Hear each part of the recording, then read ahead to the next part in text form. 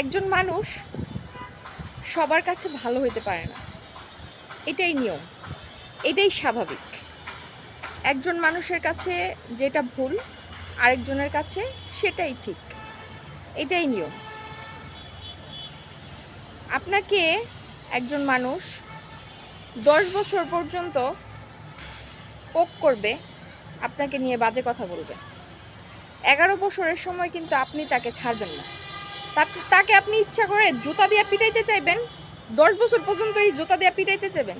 কিন্তু 10 বছর পরে আপনি যদি একদিন সুযোগ পান যে তাকে জুতা দিয়ে পিটাইবেন, তাহলে সেটা আপনার কাছে রাইট, কিন্তু অন্য কারো কাছে সেটা ভুল হইতে পারে যে তাকে কেন জুতা দিয়ে পিটালো।